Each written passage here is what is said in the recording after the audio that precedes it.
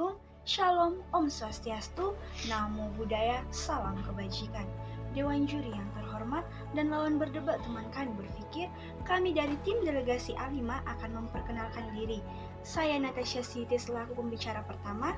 Hendra Aritonang selaku pembicara kedua akan memperjelas lebih dalam lagi tentang mosi kita pada hari ini, di mana saya akan memperjelasnya secara teoritis, filosofis, dan yuridis.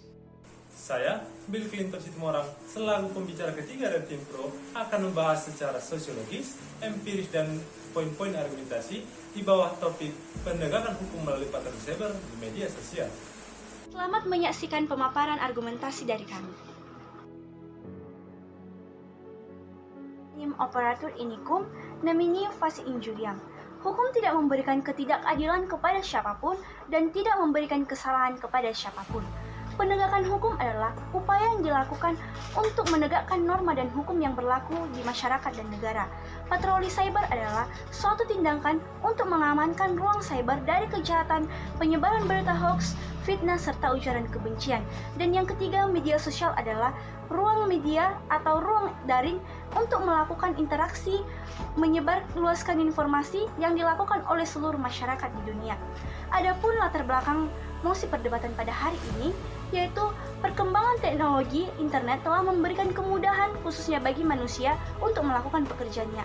Akan tetapi, perkembangan teknologi juga memberikan dampak buruk seperti penyebaran berita hoax, fitnah, serta ujaran kebencian yang mengakibatkan ketakutan dan kecemasan terhadap masyarakat.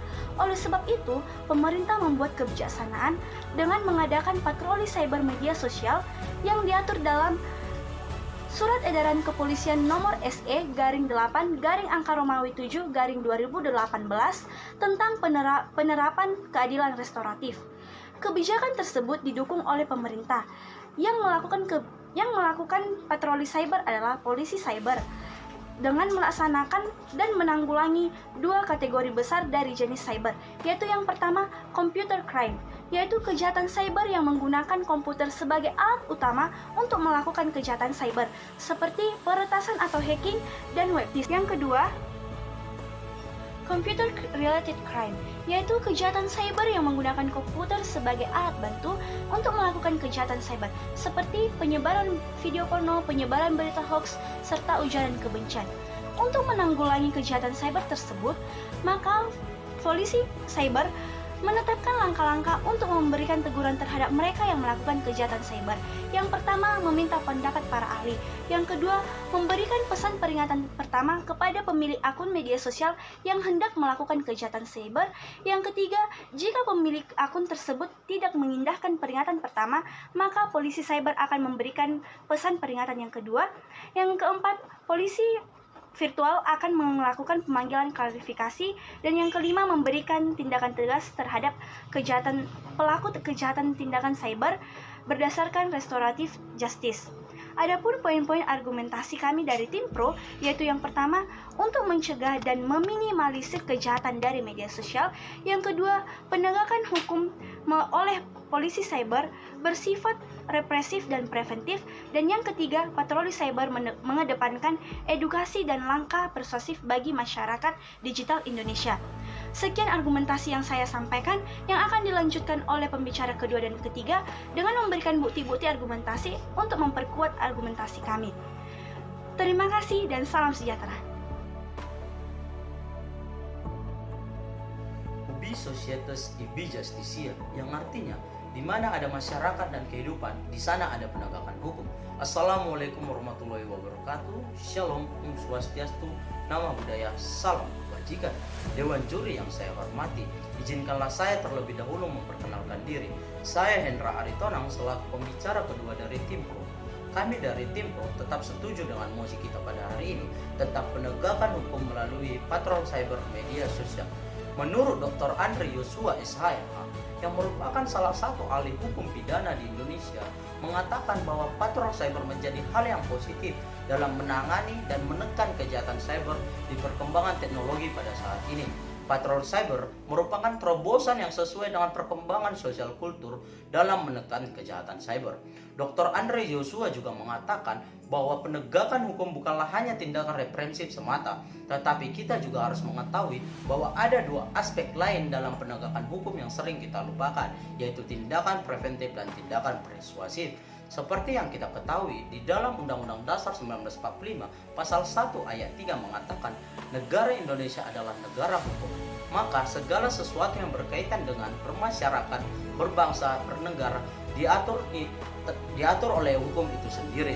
Oleh karena itu, sesuai dengan mosi kita pada hari ini tentang penegakan hukum melalui polisi cyber di media sosial bertujuan untuk membersihkan atau meminimalisir terjadinya kejahatan-kejahatan yang terjadi di media sosial, karena pelaku dari kejahatan tersebut adalah masyarakat itu sendiri. Oleh karena itu, maka harus adanya penegakan hukum yang dilakukan oleh pihak kepolisian terhadap masyarakat yang berpotensi melakukan pelanggaran terhadap Undang-Undang Informasi dan Transaksi Elektronik. Dewan Juri yang saya hormati, seperti mosi kita pada hari ini, di mana kita harus mengetahui terlebih dahulu bahwa dalam pasal 13 Undang-Undang Nomor 2 Tahun 2002 tentang Kepolisian Negara Republik Indonesia, polisi memiliki tugas yaitu memelihara keamanan dan ketertiban masyarakat, menegakkan hukum, memberikan perlindungan, pengayoman, dan pelayanan kepada masyarakat. Dan polisi juga memiliki kewenangan yaitu untuk melakukan penangkapan, penahanan, penggeledahan, dan penyitaan.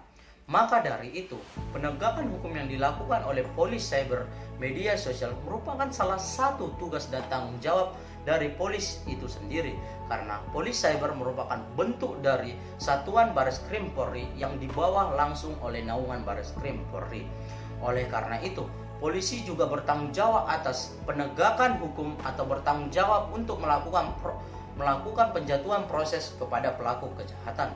Dewan Juri yang saya hormati, di sini kami mengajak Bapak Ibu Dewan Juri untuk sepaham atau sependapat dengan kami, di mana melakukan penegakan hukum melalui patrol media sosial harus diterapkan, karena langkah patrol cyber ini nantinya mampu menekan tindak pidana cyber yang berujung kepada tindakan represif, dan patrol cyber nantinya akan mengawasi berbagai konten-konten yang melanggar dari berbagai akun media sosial. Dan ketika terjadinya pelanggaran melalui akun media sosial, patrol cyber akan bertindak memberikan peringatan secara virtual kepada akun media sosial yang melakukan pelanggaran terhadap Undang-Undang Informasi dan Transaksi Elektronik. Dewan Juri yang saya hormati, polisi cyber sendiri bertugas dalam hal penegakan hukum terhadap suatu kejahatan cyber di Indonesia. Penegakan hukum polisi cyber merupakan bentuk pemeliharaan agar dunia cyber dapat bergerak dengan bersih, sehat dan produktif. Dan sekali lagi, kami dari tim Pro tetap setuju dengan mosi kita pada hari ini tentang penegakan hukum melalui patrol cyber media sosial. Terima kasih. Lex semper David Remedium, yang artinya hukum selalu memberi obat. Assalamualaikum warahmatullahi wabarakatuh. Shalom, Om Swastiastu, Namo Buddhaya, Salam Kebajikan. Dewan Juri yang kami hormati, rekan-rekan berpikir, serta sivitas akademika yang berbahagia. Perkenalkan, saya Bill Clinton Situmorang selaku pembicara ketiga dari tim Pro. Pada kesempatan kali ini, saya akan menyampaikan landasan sosiologis, empiris, dan poin-poin argumentasi pada topik perdebatan kita, yaitu penegakan hukum melalui patroli cyber di media sosial. Untuk yang kesekian kalinya, kami dari tim Pro menyatakan bahwa kami tetap mendukung akan adanya penegakan hukum melalui patroli cyber di media sosial. Dewan Juri yang kami hormati, secara sosiologis, hadirnya media sosial di tengah masyarakat kita sudah menjadi kebutuhan sehari-hari, baik itu kaum muda maupun orang tua. Dengan adanya media sosial, kita dapat dengan mudah bertemu serta berinteraksi dengan teman maupun sanak saudara meskipun kita dipisahkan oleh jarak. Manfaat lain dari adanya media sosial yaitu kita dapat dengan mudah menerima informasi-informasi terbaru maupun berita-berita terbaru dengan mudah dan cepat. Dengan adanya media sosial, kita dapat dengan mudah menjadi orang yang kreatif. Bahkan, media sosial juga dapat membantu kita dalam berwirausaha. Berdasarkan hasil survei yang dikeluarkan oleh Asosiasi Pengguna Jasa Internet Indonesia atau yang lebih dikenal dengan APJII, pada periode 2019-2020 mencatat ada 196,7 juta jiwa pengguna internet di Indonesia dan 95% orang diantaranya menggunakan media sosial. Media sosial yang sering digunakan yaitu YouTube, WhatsApp, Facebook, dan Instagram. Selain dampak positif, tentu banyak dampak negatif yang ditimbulkan dari media sosial bila kita tidak cermat dalam menggunakan media sosial. Dampak negatif tersebut dapat kita peroleh karena banyaknya informasi-informasi yang kurang baik dan tidak benar yang tersebar di media sosial. Informasi-informasi yang kurang baik dan tidak benar itu seperti berita hoax, isu sara, bullying di media sosial, bahkan di media sosial juga banyak konten video-video yang mengandung kata-kata provokatif.